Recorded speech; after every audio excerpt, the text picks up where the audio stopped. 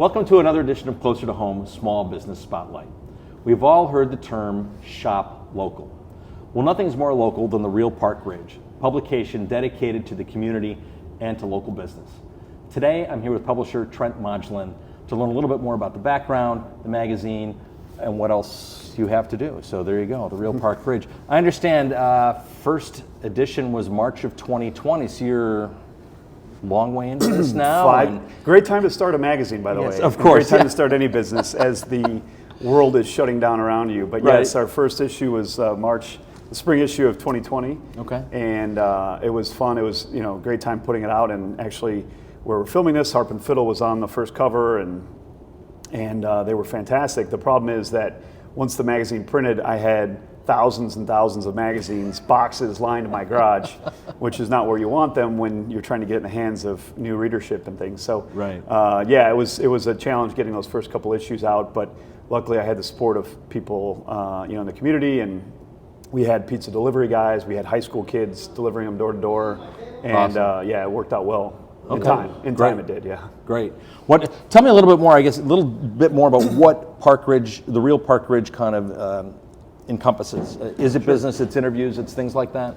Yeah, I come from a sports writing background, and I have entrepreneurial blood in the veins, going from my grandpa and dad, brother. Everybody has at times, kind of broken out on their own and done their own thing, which is fun and challenging, but you can't get away from it when it's in your blood. Sure. And so I started the Real Chicago back in 2006, and took that full time in 2009, and grew it for 14 years. It was a glossy kind of neighborhood guide in the city, but it had a lot of tourist aspects to it as well. And so it was at its peak, it was in 72 hotels across the city, plus distributed throughout, coffee shops and bars and restaurants, gyms, theaters, things like that. And I published that right up until COVID hit, and I was talked into creating the Real Park Ridge when we moved here 5.5 years ago. And some friends of ours who had recruited us to town said, there's nothing like it out here. We've been in the Real Chicago, we've been to your events, and we've been part of your articles. Why not start the Real Park Ridge? And I kind of was like, oh, okay. And I looked around, and there was no family-friendly, community-based entertainment magazine that had, my goal was to have like a city style to the magazine, but have it be local content, right? And that's what I was going to ask you, is like if someone opens the magazine now, what are they going to see? It's the best of the near Northwest burbs. The best way I can explain it is, we focus a lot on restaurants and bars and museums, shopping, just things to do with your kids. But I come from a journalism background, so the content was always first and foremost for me. Okay. I did not anticipate it to grow as fast as it has. It's tripled in size in 5 years. Wonderful. In distribution.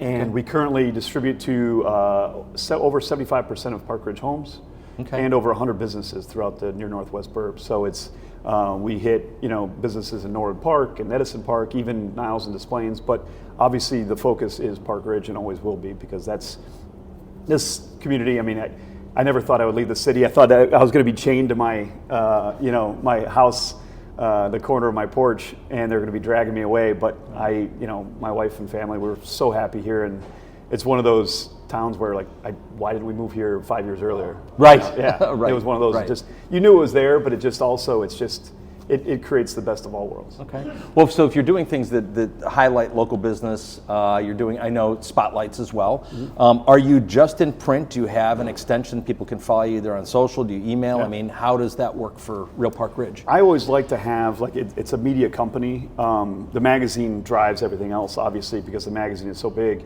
and so widespread. But we have a very popular website, therealparkridge.com. Okay.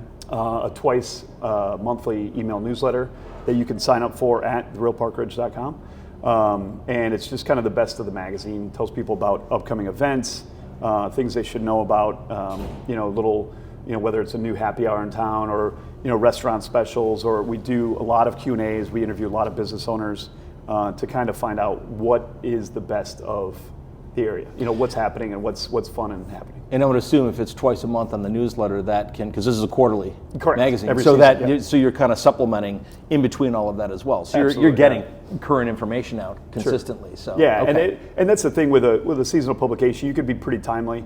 But a lot of the information is, we're not going to write about something that's happening that night. It's Sure. more previewing and we don't do reviews. We don't have like photos of things that happened in the past. It's all about forward thinking. And I mean, right now we're even doing, save the dates for, summer 2025, Market After Dark, Sure. Taste of Park Ridge, and kind of previewing those things to get people excited. Awesome.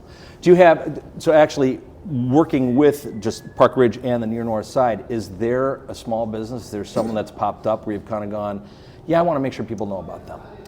That's a hard question because we do have so many businesses represented. I'm kind of making it an unfair question. You're getting me kind of hammered into the corner there. No, but I would say what's fun about the magazine is that I'm always uncovering. We just did in the new spring issue, we're doing a thing, just hidden gems. And those kind of the businesses that people maybe don't know about or they even heard about, but should know. That's what I'm getting to. Yeah. That's I mean, if we want to be local, we want to make sure we have a place to go and find out. Maybe I want to find something new that I don't know about yet. Even though I've lived here 15 years, there's going to be something new. There's one that I will admit that there's so many great businesses out there, but one that I've always found that people maybe haven't tried, but they've heard good things about is the Shimroon Kebab House. Yeah, right there at Six Absolutely. Corners. It's a busy intersection.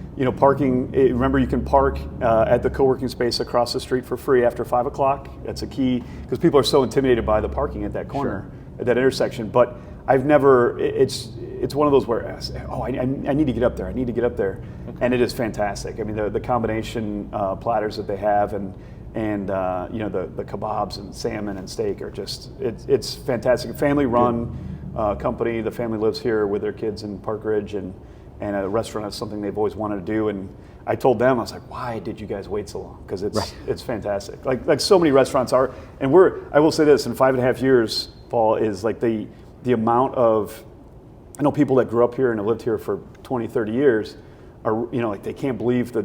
For us, that's all we know, because when we moved here, a couple new restaurants have popped up. But I mean, it's an embarrassment of riches. We really have, name another suburb that has the restaurant scene that we do right now in such a confined small area. I'm always blown away by, you could get anything you want on any given night. I moved here in 1997, and my wife and I talk about that often. It's like the difference between when we moved here and now is unbelievable. Yeah. So awesome. This is great information. Look for the Real Park Ridge. You have questions about that, I'll get some information on how you can reach Trent if you have questions about the publication, if maybe you know someone who you think should be highlighted, if there's a business coming, any of those things, because if it's local, Trent's going to know about it as well. If you have questions about real estate in Park Ridge or the surrounding areas, don't hesitate to reach out. I'm also happy to help. And just remember, when you work with Paul, you're closer to home.